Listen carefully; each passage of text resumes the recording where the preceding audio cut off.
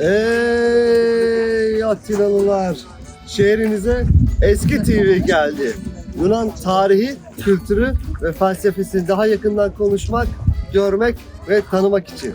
Yeni bölüm başlıyor.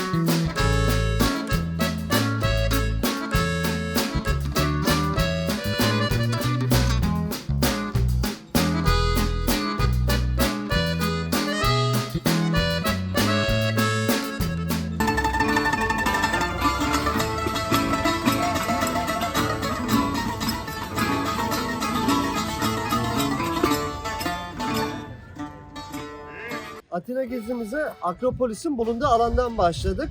Şimdi Parthenon doğru tırmanıyoruz. Akropolis Atina'nın hemen merkezinde yer alıyor. Atina'da birçok arkeolojik alan var.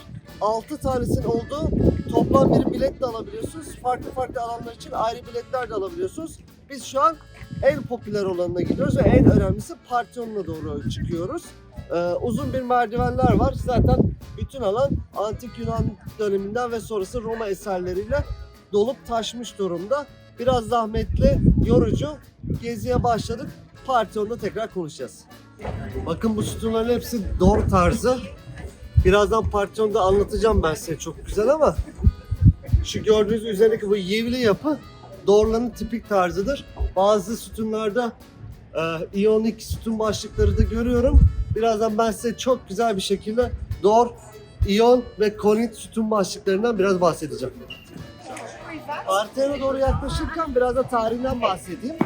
Bu bulunduğumuz Akropolis tepesi şehir yönetimi merkezi manasına geliyor. Zaten bütün Yunan kentlerinde, Anadolu'da gittiğiniz Yunan kentlerinde, şehir devletlerinde de Akropolis ifadesine alışkınsınız. Peki bu Akropolis'in tarihçesi ne derseniz, burası büyük Dor istilası görmüş. En sonunda da 480'li yıllarda Perslerin de büyük yıkımına uğramış bir şehirden bahsediyoruz. Yani bu gördüğünüz Akropolis tepesi milattan önce 480'den sonraki yıllarda inşa edilmiş bir yer. Şimdi İstanbul serisi videolarımızda anlatıyorum. İstanbul tarihine biraz Yunan tarihine girmek zorundayız çünkü. Pers-Yunan savaşları sonrasında Persler bu şehri tamamen istila ettiler ve yakıp yıktılar. Bu gördüğünüz Akropolis tepesine bir şey kalmamıştı. Bu bahsettiğim milattan önce 480. Bu tepe ise milattan önce yine 430'lu yıllarda tekrarlamışlar, tamamlamışlar. Ama yaptıkları ilk örnekler Dor üslubuna sahip. Birazdan Parthenon'da Dor üslubu nedir anlatacağım. Sonraki yıllarda da İyonik ve Konit üsluplarda buraya dahil edilerek bu alan büyümüş. Atina uzun yıllar Osmanlı egemenliğinde kaldığı için yapılar farklı amaçlarla kullanılmış. Örnek olarak Parthenon cami olarak kullanılmış. Bunun gibi örneklerden de yine videonun ilerleyen aşamalarında bahsedeceğim. Şimdi biraz yorulduk. Tırmanmaya devam ediyoruz. Bakın ileride gördüğünüz sütunlara karyedik tip deniyor. Kadın formunda yapılmış sütunlar. Aslında bunlar ağırlık taşıyan sütunlar.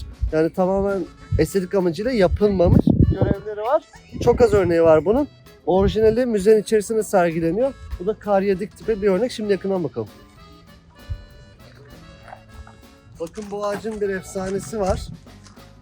Atina şehri kurulurken Yunan mitolojisine göre Poseidon ve Athena karşı karşıya gelmiş. Bu şehre ismini vermek, sahibi olmak için. Poseidon 3 uçlu mızrağını yere vurmuş ve tuzlu su çıkmış yerden.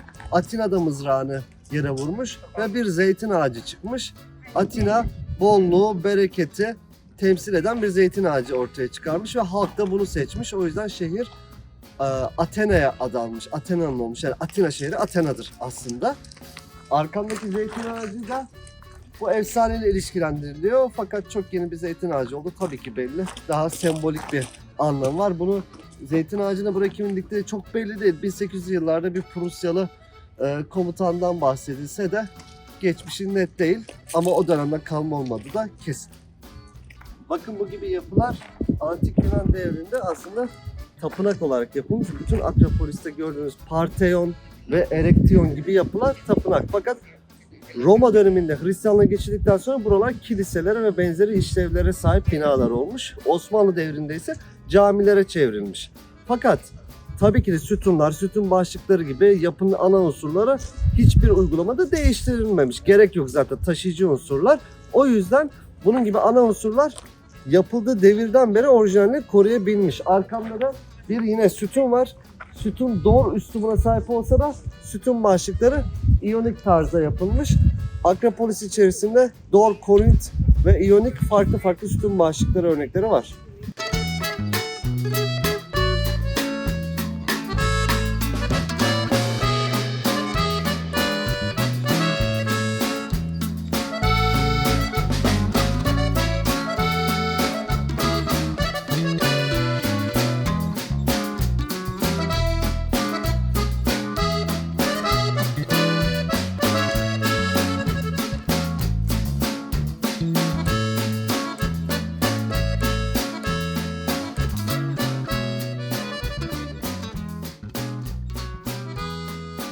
Şimdi size klasik Yunan mimarisi 101 yapıyorum.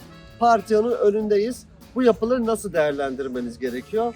Yani şöyle bakıp çok güzelmiş, çok büyükmüş deyip geçmemeniz için güzel temel bilgiler. Şimdi bu yapıya şöyle bir dışarıdan baktığınızda tepede ne var? Bir alınlık var. O alınlık nedir? Üçgen şeklinde yapılmış. Bugün Avrupa'dayı hatta Amerika'daki birçok mimari etkilemiş bir yapıdır. Klasik Yunan uyanışı denir bunlara.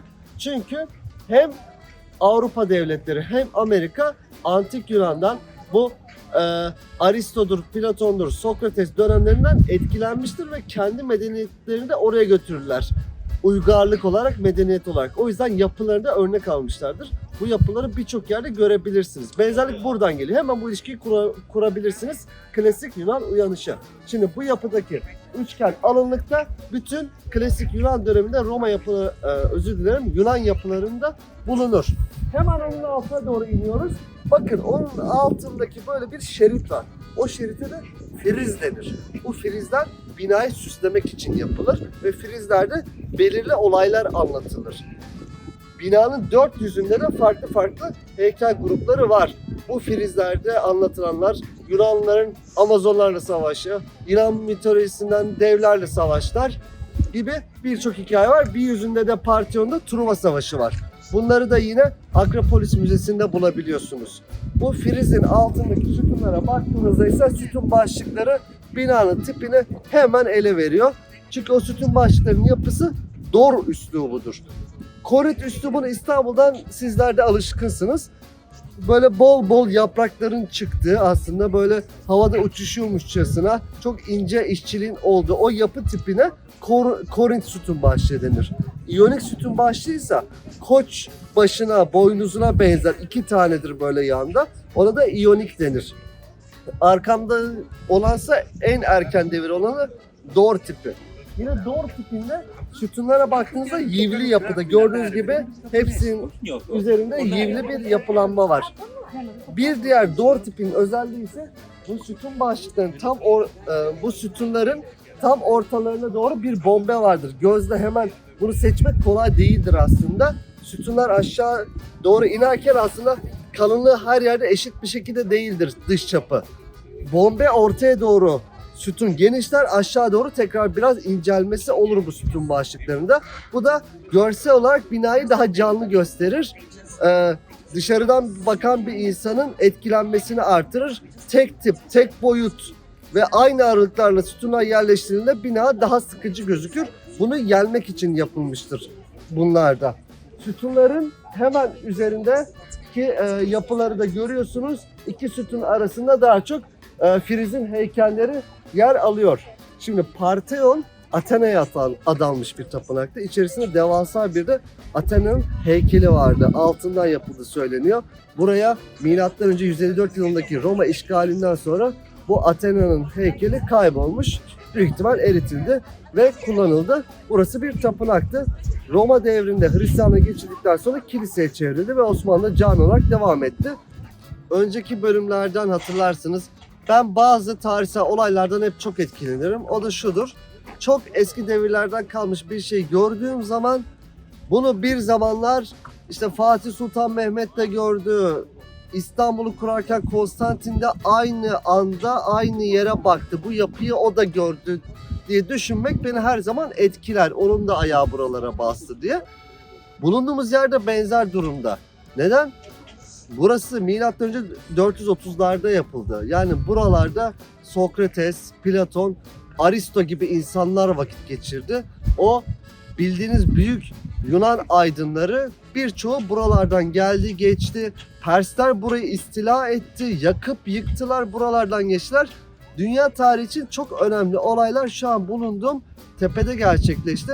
Ben böyle şeyleri düşünmeyi her zaman çok severim. Böyle önemli yerlerde bulunmaya da çok çabalarım. O yüzden bunun gibi önemli şehirlere eski TV olarak her zaman gelmeye çalışıyoruz. Atina'nın ihtişamlı günleri, yani klasik Yunan devrinden sonra tekrar birliği sağlayanlar Makedon kralı 2. Filip olmuş ve oğlu Büyük İskender'le de Helenizm dönemi başlamış. Atina'da bu işin merkezi olan şehir. Yani en büyük, Yunanistan'ın da en önemli şehri burası diyebiliriz Büyük İskender devrinde de. Sonraki devirlerde milattan önce yine 154 yılında Roma buraya gelmiş. Roma burayı yerle bir etse de bir yandan da çok etkilenmiş Yunan kültüründen. Romalıların pagan, çok tanrılı dinlerinde de Yunan etkisini görebilirsiniz. Roma'nın zayıflamasıyla birlikte burası çok uzun devirler bir Bizans ülkesi olmuş. Atina'da tabii bunun bir parçası. Bizans devrinin sonunda 1204 yılında Latin istilasından sonra merkezi bir konumda da olmuş Yunanistan. İstanbul'u Latinlere kaybettikleri için. Asıl Atina için büyük değişim ne zaman olmuş derseniz, buranın Osmanlı tarafından fethiyle birlikte Yunanistan'ın da bütün fethi tamamlanmış. Buranın Fatih'i de çok önemli birisi. Çok farklı, çok bilinmiyor nedense. Atina, Fatih Sultan Mehmet devrinde fethedilmiş bir şehir. Ve arkamda gördüğünüz Parthenon da onun döneminde camiye çevrilmiş. Buranın en büyük yapısı. Camiye çevrildiği günlerde burası bir kiliseydi.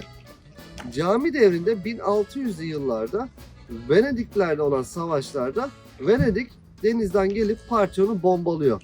Ve Parthenon yerle bir oluyor. Cami olarak dahi kullanılamaz bir hale dönüşüyor burası. Şimdi arkamda bir restorasyon olduğunu görüyorsunuz. Atina'ya son 25 yıldır ne zaman gelseniz burada bir restorasyon olduğunu göreceksiniz. Çünkü burada büyük bir proje var. Patlama sonrasında etrafa dağılmış bütün parçaları bir araya getirip Parthenon'u tekrardan ayağa dikmeye çalışıyorlar. O sebeple burada bu şekilde bir çalışma var. Tekrardan burada Athena Tapınağı'na benzer bir yapıyı imkanlar dahilinde ortaya çıkaracaklar. Büyük proje Parthenon'da bu şekilde. 1600'lü yıllardaki bu Venedik'in patlatmasından sonra etraf tabi Parthenon'un taşları heykelleriyle dolup taşmış. 1700'lü yıllarda da bir İngiliz lordu, Lord Elgin'di sanırım. Bunları Osmanlı'dan talep etmiş, bir kısmını İngiltere'ye götürebilir miyim diye. Osmanlı da vermiş. Ve bugün British Museum'da Parthenon'un bazı yapıları sergileniyor. Tabii Yunanistan'la İngiltere arasında da böyle bir gerginlik var. Yunanistan geri istiyor bunları haliyle. Bunların yeri belli diye. İngiltere'de vakti zamanında orayı yöneten devletten ben hırsızlık değil, gayet bir anlaşma yoluyla aldım diyor. O yüzden geri vermem diye bir cevap veriyor. Haliyle iki ülke arasındaki bir gerginlik sebebi alamıyorlar bunları geri. Yani bizim açıdan da şöyle üzgün. Ya zaten Bergama'yı Anadolu topraklarında birçok yeri vermişiz Alman'a, İngiliz'e. Adamlar da haliyle Yunanlar da sinir oluyorlar duruma. Ya bizim heykelleri de niye verdiniz o devirde İngiltere'ye diye.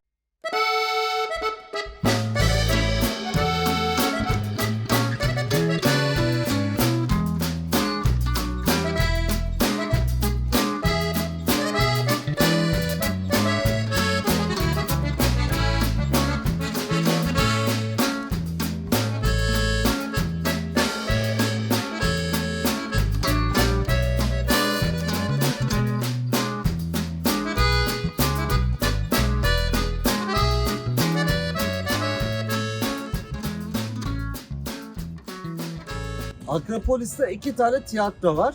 Bu tiyatrolardan biri Dionysus, diğeri de arkamdaki Herod tiyatrosu. Yunan medeniyetinden Roma'nın etkilenmesi ve yeni mimari tarzlarla ilgili aynı mekanda çok güzel bir örnek var yani burada. Dionysus Yunan devrinden kalma. Antik Yunan devrinde yapılmış ilk tiyatro deniliyor. İlk mi değil mi bunu hiç bilemeyiz ama eski devir tiyatroları güzel bir örnek. Arkamdaki tiyatroda Roma İmparatorluğu devrinde 150-160'lı yıllar söyleniyor. Yapılmış yani Hadrianus devrinden biraz sonra gibi düşünebilirsiniz. Ve iki kültürün tiyatroya bakış açısıyla alakalı güzel örnekler var burada. Antik Yunan'da gerçekten tiyatro amacıyla bir gösteri sanatı o devirde. Sadece erkeklerin oynadığı, belli tarihsel olayları anlattığı bir gösteri. Arkamdaki Roma tiyatrosunda ise gösteriş daha da artmış. Antik Yunan tiyatrosunda olmayan bir sırt duvarlık var. Oralar eskiden heykellerle doluydu. Fakat Romalılar erken aşamada bunu tiyatro amacıyla yapmıyorlar. Bu sonradan evrilmiş.